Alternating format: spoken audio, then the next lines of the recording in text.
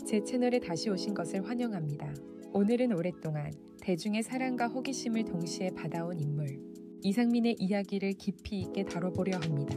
1990년대 대한민국 가요계를 뒤흔든 그룹 룰라의 리더, 그리고 샤크라, SRP 컨츄리 꼬꼬를 성공시킨 1세대 프로듀서로서 정점을 찍었던 그는 2005년 사업 실패로 약 70억 원의 빚을 떠안으며 한순간에 인생의 나락으로 떨어졌습니다. 그러나 포기하지 않고 다시 일어서 그는 2012년 음악의 신을 시작으로 예능계에 화려하게 복귀하며 재기의 아이콘이라는 새로운 타이틀을 얻게 되었죠. 오랜 시간 절약과 성실함으로 버텨온 그의 삶은 대중에게 많은 울림을 주었고 자연스럽게 사람들의 관심은 한 가지 질문으로 모아졌습니다. 과연 지금의 이상민은 어느 정도의 재산을 가지고 있을까? 오늘 영상에서는 그의 과거부터 재기 과정, 그리고 최근 공개된 이상민의 현재 재산까지 모든 내용을 논리적 객관적으로 정리해드리겠습니다. 이상민의 재산 형성 배경을 살펴보면 그의 경제 구조가 왜 꾸준히 성장할 수밖에 없는지 보다 분명하게 드러난다. 가장 먼저 눈에 띄는 부분은 예능 프로그램 출연 규모다. 그는 오랜 기간 방송가에서 독보적인 존재감을 유지하며 여러 프로그램에 동시에 고정으로 출연하고 있다. 미운 우리 새끼 돌싱폼엔 알토란 차트를 달리는 남자, 백투더 차트 괴담 노트, 여러 예능에서 한 달 동안 여러 차례 촬영을 소화한다. 해당 출연료가 대략 250만 원에서 450만 원 사이로 알려져 있어 고정 프로그램만으로도 일반 직장인의 연봉에 버금가는 안정적 월 수입이 형성된다. 특히 이처럼 고정 출연이 많으면 비수기 없이 꾸준하게 수익이 들어오기 때문에 그의 경제 상황을 떠받치는 가장 큰 축이 된다. 그의 재산 형성에는 오랜 방송 경력 또한 중요한 자산이다. 이상민은 단순한 예능인에 그치지 않고 1990년대 프로듀서로 한 시대를 풍미했다. 샤크라, S샷 컨츄리 꼬꼬 등 당시 대중음악계를 대표하는 팀들을 제작하며 음악 산업에서 영향력을 넓혔다. 이 시기에 만들어진 수많은 곡들은 지금까지도 스트리밍 시장에서 재생되고 있으며 저작권료 형태로 지속적인 수익을 만들어낸다. 특히 룰라 활동 당시의 히트곡들은 여러 방송과 음원 플랫폼에서 반복적으로 사용되며 시간이 지나도 꾸준히 저작권료가 유입되는 구조를 가지고 있다. 이는 한 번의 성공이 시간이 흐른 뒤에도 꾸준히 경제적 가치를 만들어내는 대표적인 사례라 할 수 있다. 여기에 더해 방송 외적으로 발생하는 부수입 역시 무시할 수 없다. 유튜브 채널 운영을 통해 광고 수익이 발생하며 그의 이름값을 활용한 다양한 콘텐츠 제작도 가능하다.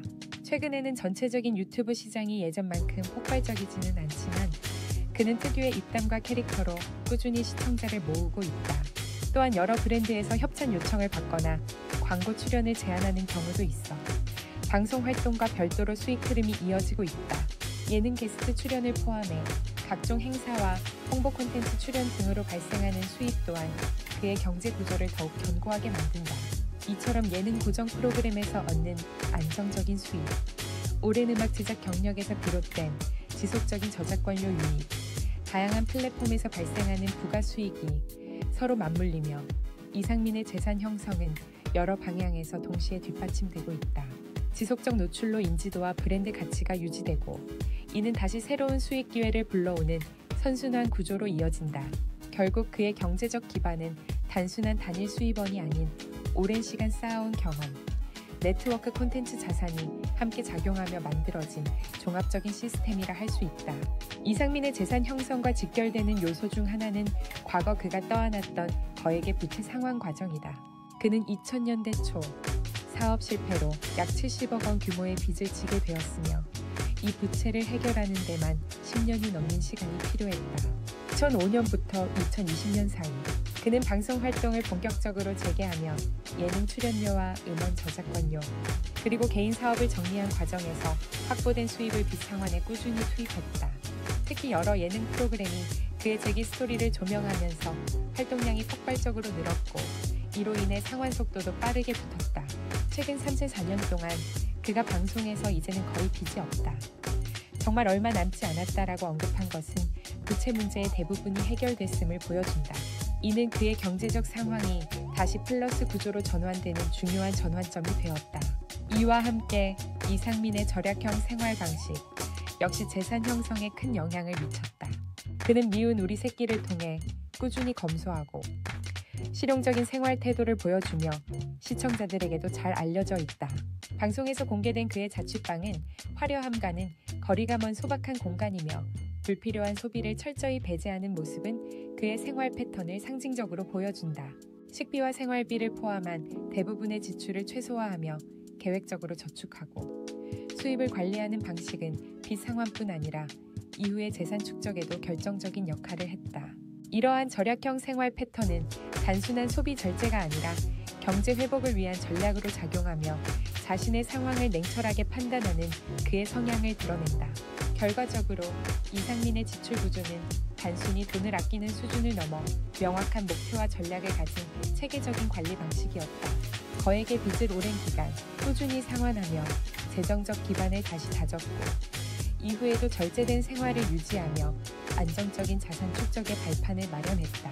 이러한 과정은 그의 현재 재산 상황에 직접적인 영향을 미쳤을 뿐 아니라 대중에게도 꾸준함과 자기 관리의 중요성을 보여주는 사례가 되고 있다. 이상민의 현재 재산 규모는 여러 수입원을 종합적으로 분석하고 그의 지출 패턴을 고려했을 때 일정 범위 내에서 합리적인 추정이 가능하다. 그는 예능계에서 꾸준히 최상위급 활동량을 유지하고 있으며 여기에 장기간 쌓여온 음원 저작권료, 방송 외적인 부수입이 더해지면서 상당히 안정적인 소득 구조를 구축했다. 먼저 연간 수입을 살펴보면 가장 큰 비중을 차지하는 것은 고정 예능 출연료다. 여러 프로그램을 동시에 소화하는 그의 특성상 연간 출연료만으로도 약 4억 원에서 7억 원 수준의 수입이 발생하는 것으로 추정된다. 여기에 룰라 시절과 프로듀서 활동, 당시 작업했던 음원들이 꾸준히 스트리밍되며 매년 5천만 원에서 최대 1억 원가량의 저작권료가 더해진다.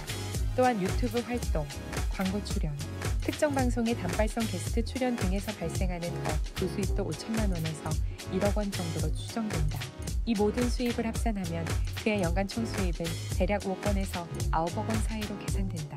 반면 지출은 그의 잘 알려진 절약형 생활 방식 덕분에 상대적으로 적은 편이다. 미운 우리 새끼를 통해 드러난 그의 생활은 소박하고 효율적이며 소비를 철저하게 관리하는 패턴을 보여준다. 필요 이상의 지출을 최소화하며 생활비와 운영비를 합쳐 연간 지출이 약 6천만 원에서 많아도 1억 원 수준에 머무는 것으로 보인다. 고소득임에도 소비를 늘리지 않고 일정한 절약 방식을 유지해 온 점은 순이익 축적에 큰 영향을 미쳤다. 특히 중요하게 작용한 것은 과거 거액의 부채를 대부분 정리한 뒤 최근 5년에서 6년 사이에 발생한 순이익이 거의 온전히 자산으로 축적되었다는 점이다. 예능 활동이 정점에 오른 시기와 빚 상환 완료 시기가 겹치면서 재산 형성이 빠르게 이뤄질 수 있는 구조가 만들어졌다. 이런 점을 감안하면 현재 그의 순자산은 약 8억 원에서 15억 원 사이일 것으로 추정된다. 이는 건물이나 고가의 실물 자산을 보유하기보다는 대부분 현금이나 예금 등 유동성이 높은 형태로 재산을 관리하는 그의 스타일에서 비롯된 결과이기도 하다. 종합해보면 이상민의 재산은 높은 출연 빈도에서 발생하는 안정적 수입 절제된 소비 패턴 부채 정리 이후 누적된 순이익 등이 함께 작용해 형성된 것으로 보인다. 현재의 재산 규모는 여러 추정치에 기반한 것이지만 그의 활동량과 소비 스타일을 고려하면 비교적 일관되고 논리적인 수치로 해석될 수 있다. 이상민의 현재 재산 규모에 대한 추정치가 비교적 현실적이라는 평가를 받는 이유는 그의 수입 구조와 소비 패턴, 그리고 과거의 경제적 경험이 서로 긴밀하게 맞물려 있기 때문이다. 우선 그는 상위권 예능인들과 비교하면 회당 출연료 자체는 다소 낮은 편으로 알려져 있다. 그러나 이를 충분히 보완하고도 남을 만큼 고정 프로그램이 많아 연간 출연 횟수가 매우 높다. 여러 예능에서 동시에 활약하는 특성 덕분에 전체 출연료 총액은 오히려 최상위권에 가까운 수준에 도달한다. 이는 고정적이고 안정적인 수익 기반을 만들어 그의 재산 형성에 직접적 영향을 미치는 요소로 작용한다. 또한 이상민의 높은 저축률은 현 재산 추정치를 현실적으로 만드는 핵심 요인 중 하나다. 그는 방송을 통해 여러 차례 검소한 생활 패턴을 공개했고 불필요한 소비를 철저히 배제하며 최소한의 비용으로 일상을 유지해왔다. 다른 연예인들이 생활비와 이미지 관리에 적지 않은 지출을 하는 것과 달리 그는 절약을 철칙처럼 지켜왔기 때문에 순수하게 자산으로 전환되는 금액이 매우 크다. 고소득을 벌면서도 지출이 적은 구조는 자산 증가 속도를 빠르게 끌어올릴 수밖에 없다. 빚상환이 거의 마무리된 것도 중요한 전환점이다. 그는 오래된 사업 실패로 인해 수십억 원의 부채를 떠안았지만 장기간에 걸친 꾸준한 활동을 통해 이를 대부분 해결했다. 이 과정에서 발생한 경제적 부담이 사라지자 최근 3년 동안은 순수익이 고스란히 자산으로 쌓이기 시작했으며 재산 증가 속도도 그만큼 가속화되었다. 수입의 상당 부분이 상환으로 빠져나가던 시기와 달리 온전히 저축과 자산 형성에 투입된 시기가 시작된 것이다. 여기에 사업 실패 경험이 낳은 리스크 회피 성향도 작용했다. 과거의 큰 손실로 인해 그는 고가의 소비나 공격적인 투자를 피하는 방향으로 재정 관리 방식을 바꾸었다. 특히 부동산이나 고가자산 같은 장기 고위험 투자에는 거의 참여하지 않고 현금과 예금 중심의 안전 지향적 자산 구조를 유지하고 있다. 이런 성향은 수입 규모를 명확하게 파악할 수 있게 만들고 자산 변동폭을 줄여 안정성을 높인다. 결과적으로 이상민의 재산 추정치는 그의 현실적인 생활 패턴과 일관된 수입 구조, 그리고 과거 경험에서 비롯된 재정 전략이 모두 반영된 수치이기 때문에 충분히 설득력 있는 범위로 볼 수 있다. 이상민의 현재 재산 규모가 가지는 의미는 단순한 숫자 이상의 함의를 담고 있다. 그는 한때 파산과 거액의 빚, 부설수 등으로 어려움을 겪었던 대표적인 연예인이었지만 이후 성실한 활동과 지속적인 자기 반성을 통해 재기에 성공한 사례로 대중 앞에 다시 자리 잡았다. 오랜 시간 꾸준한 노동으로 부채를 정리한 뒤 다시 정상적인 자산을 형성한 그의 과정은 연예계에서도 보기 드문 서사로 평가된다. 현재 약 8억 원에서 최대 15억 원 정도로 추정되는 그의 재산은 유명 연예인으로서의 규모만 보면 크지 않을 수 있다.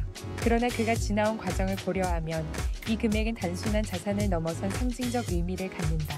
심각한 빚을 짊어진 채 바닥에서 다시 시작한 사람이 성실함을 무기로 다시 일어섰다는 점에서 그의 재산은 회복과 재기의 결과물이라 볼 수 있다.